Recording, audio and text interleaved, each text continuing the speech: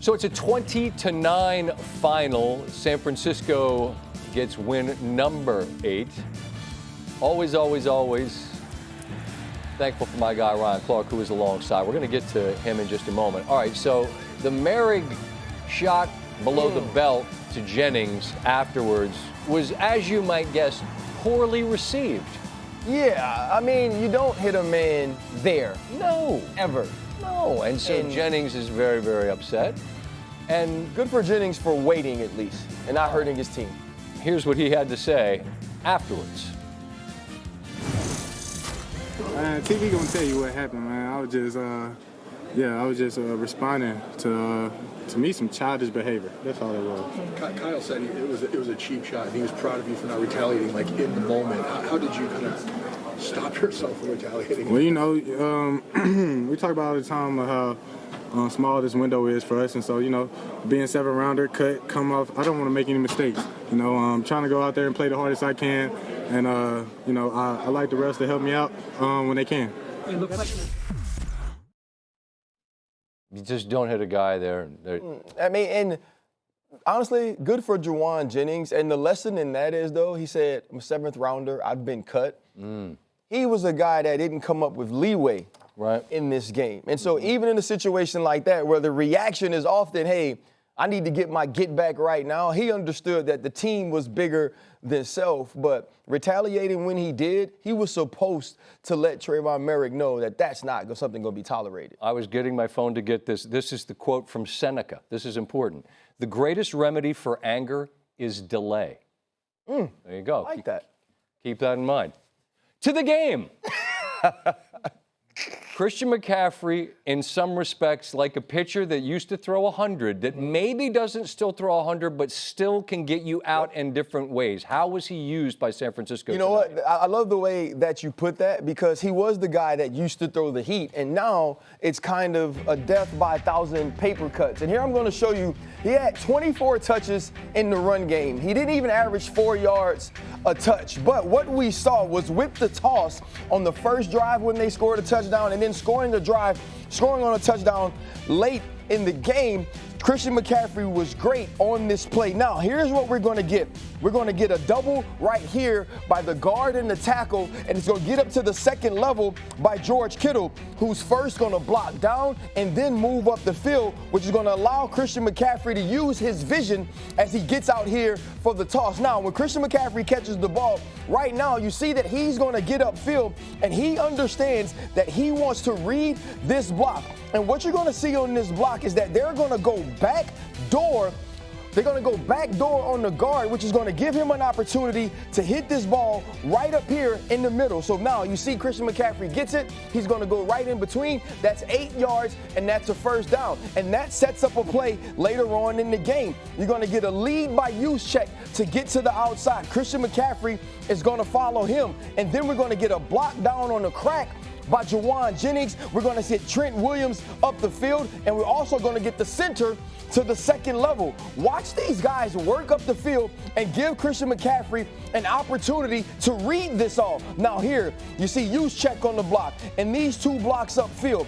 When he reads those blocks, he's going to hit it up here in the inside first, and after hitting it in the inside, he's going to use his ability to crease these 2 guys and get to the end zone. Christian McCaffrey understands space, understands how to utilize his block, but it was his teammates understanding and knowing that Christian McCaffrey isn't necessarily the guy that's going to continue to hit the home run, and that sometimes if you give him a single, he can hit the double and drive a run in. And I thought Troy was honest about, hey, look, when I wasn't great, I still had Emmett, and tonight Purdy wasn't great, but he had McCaffrey. And tonight their defense threw these numbers at Carolina: 12 first downs, 230 yards, 9 points. That's fantastic.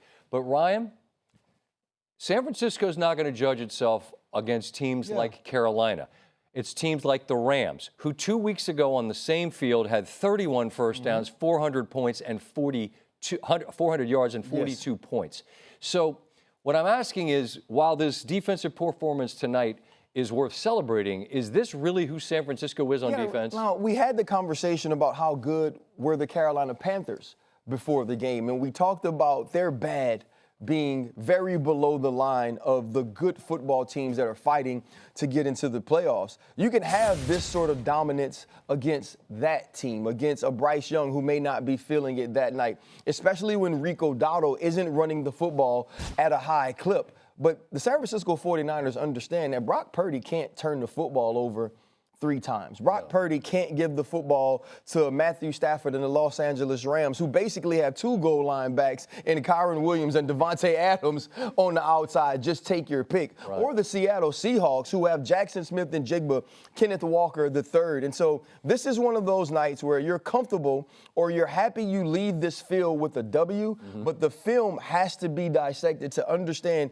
how you can compete with the top teams in the NFC West. And I don't want this to come off as patronizing because I have too much respect for the Niners for it to be framed this way because I don't intend it that way. But if you just make the playoffs and are competitive this year, given what you've lost, you can't win a Super Bowl without Bosa and Werner and those. I mean, I don't think. I mean, that's what it feels like, but that's not what you're telling yourself inside that building. And that's what I'm saying. Right, you know I'm what not trying to pat you on the head and say, oh, look at you guys trying, because there's too much pride there. I just feel like eventually you're, especially in the NFC, I just feel like you're going to probably absolutely run up against it. They've had those nights, and in having those nights, they understand that, but they're still searching for their ceiling. All right.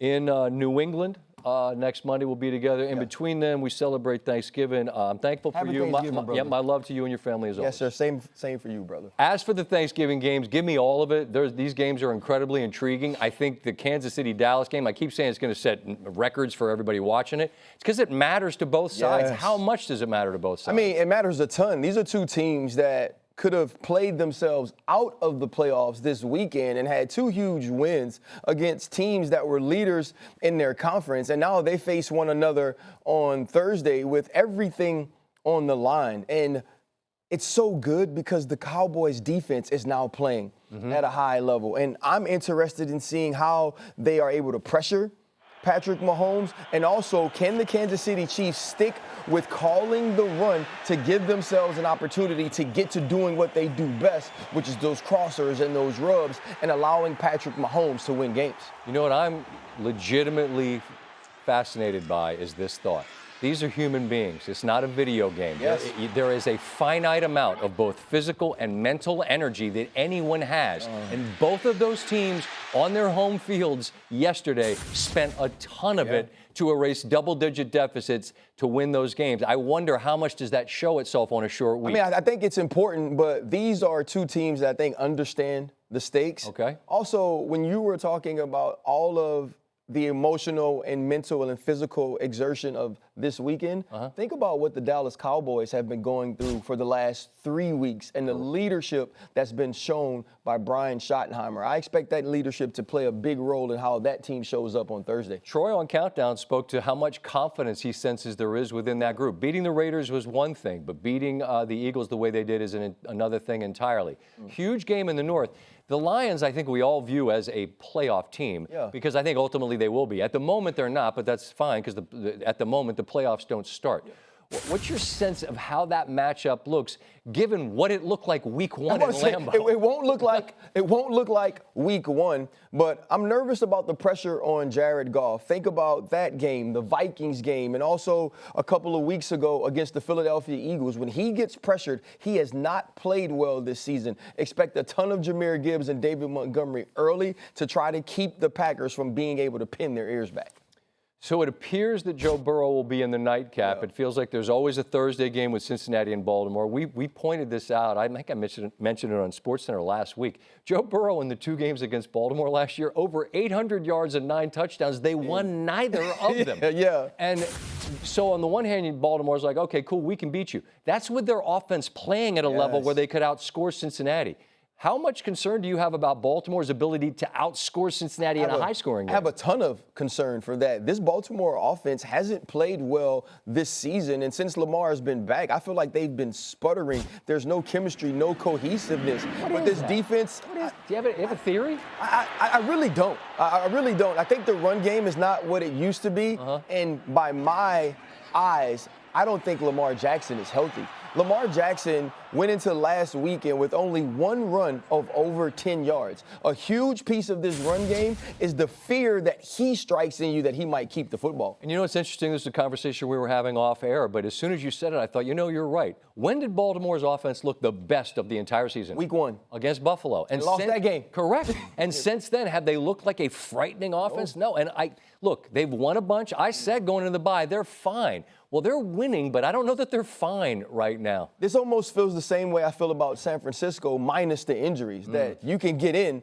but will you win games? All right, Ryan. Okay, this time I mean it. Thank you. Have a wonderful Thanksgiving here in the city with your family. Lovely parting gifts, 2 pumpkin pies you don't want. The crew wants them, so let them dive in.